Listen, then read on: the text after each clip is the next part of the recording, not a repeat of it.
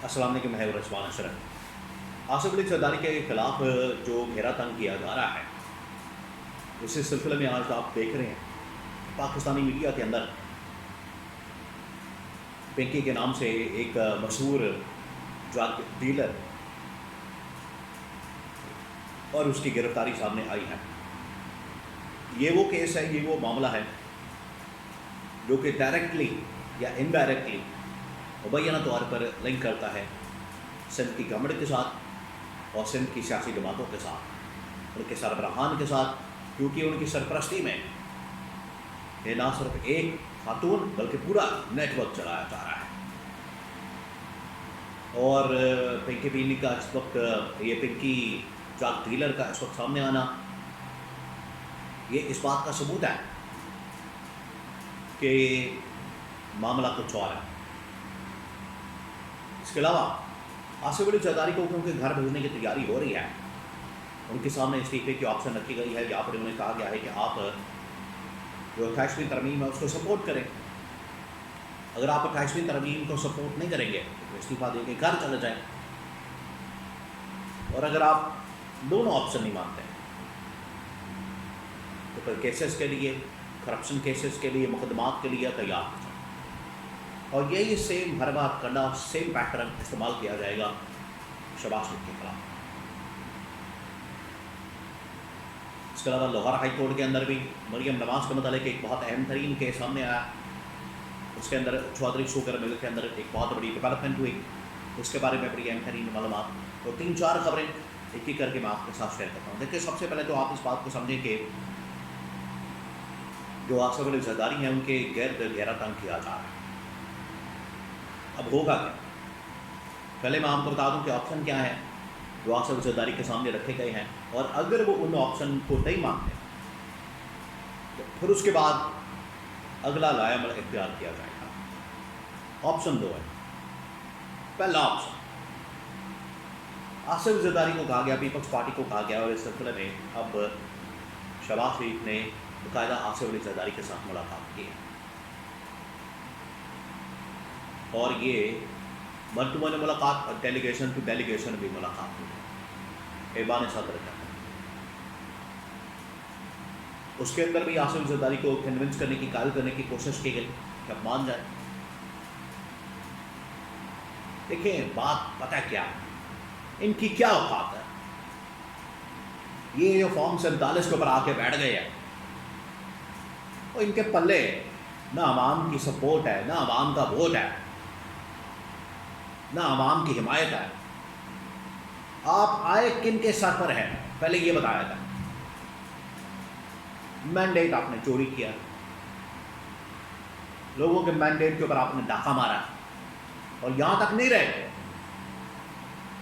इन लोगों ने आवाम का मैंडेट भी चोरी किया, डाका मारा, आवाम का पैसा भी चोरी किया, और उनकी जेबों के ऊपर डाका मारा। ये इन लोगों की जानिब से काम किया जा रहा है। तो इनकी क्या औकात है, ये मुंह और मसूर की दाल, इनकी क्या औकात है कि ये मज़ामत करें, रेजिस्टेंस करें, हम नहीं फैसला मानेंगे, ये अपनी मर्जी करें। ये नहीं हो सकता। जब आप आए किसी के कहने पर हैं, आप किसी की गोद में बैठ के, आप किसी के कदमों पर चढ़कर आए हैं, पर आपकी क्या औकात है, आपके पल्ले क्या है, आप कर क्या सकते हैं। तो ये ऐसे ही बस ओहदा मिल जाता है। इनकी एक और बड़ी गंदी आदत है, इनको जब ओहदा मिल जाता है तो ये गला पकड़ते हैं। वो ये अब कर रहे हैं, क्योंकि ओहदे के ऊपर बैठ गए हैं। ओहदे के अंदर थोड़ी ताकत होती है, पावर होती है, और ये जब गवर्नमेंट से ओहदे से निकलते हैं तो फिर पाँव पकड़ते हैं, फिर NRO मांगते हैं, फिर डील करते हैं, फिर मुकबगा करते हैं, फिर मुल्क से भागते हैं, फिर जान छुड़ाते हैं। अब इनके साथ जो होने जा रही है, अब वो सुने। आसिफ अली जरदारी के सामने जो 2 ऑप्शन रखी गई, एक तो ये कि आप इस्तीफा दें, बाकी काम हम जाने, हमारा काम जाने,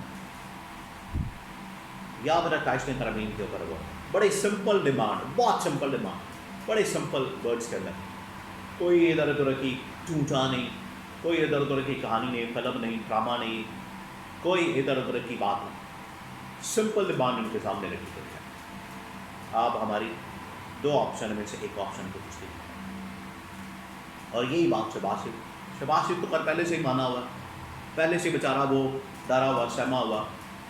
آپ اس کی باڈی لینگویج دیکھیں، آپ اس کا انداز دیکھیں، اس سے زیادہ کانفیڈنس تو پنکی کے اندر ہے شہباز شریف سے زیادہ۔ وہ اپنی بات تو کر رہی ہے، شہباز شریف تو بیچارہ اتنی بھی بات نہیں کر سکتا، لکھی ہوئی پڑھی ہوئی تقریر وہی آ کے سناتا ہے، جس کے اندر ایک ہی شخص کی ساری تعریفیں کرتا، اور شبانہ دو چیزوں کی، یا تو شبانہ، وہ شبانہ روز، تو کون سی شبانہ ہے جس کے ساتھ روز، اور یہ یا پھر نماز،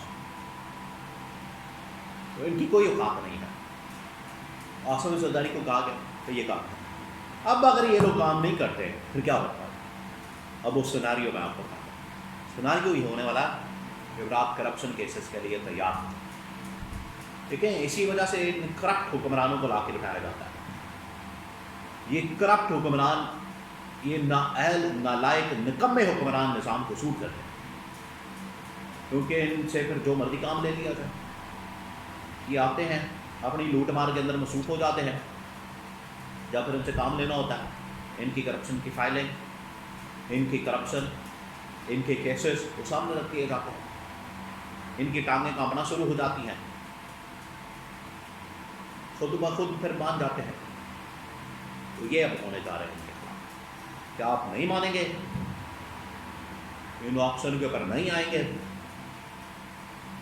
تو پھر آپ کے خلاف کیسز کھلیں گے، مقدمات کھلیں گے، اور ان کا سامنا کرنے کے لیے تیار ہو جائیں۔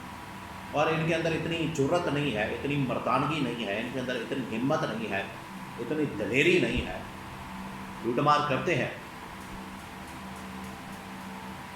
اور لوٹ مار کر کے بھاگنے کی کوشش کرتے ہیں، پھر سامنا بھی نہیں کرتے، مقابلہ بھی نہیں کرتے۔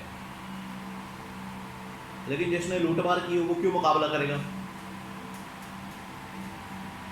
یہ تو عمران خان ہے جو مقابلہ کر رہا ہے، کیونکہ اس نے لوٹ مار کی نہیں۔ یہی تو فرق ہے، عمران خان کہتا ہے کہ میں نے لوٹ مار کی نہیں، میں کیوں معافی مانگوں، میں کیوں این آر او مانگوں، میں کیوں ڈیل کروں جب میں نے کچھ کیا ہی نہیں۔ تو جنہوں نے کیا ہوتا ہے ڈیل وہ کرتے ہیں، این آر او مانگتے ہیں، مقام وہ کرتے ہیں، تو یہ بنیادی فرق ہے۔ لیکن اب یہ تیار ہو چکے، کیسز کھلنے ہیں، مقدمات کھلنے ہیں، سب کچھ ہوگا، ورنہ چپ کر کے بالکل خاموشی کے ساتھ آپ وہ سائن کریں، دستخط کریں، انگوٹھا لگائیں جو آپ سے کہا جا رہا ہے، ورنہ تیار ہو جائیں۔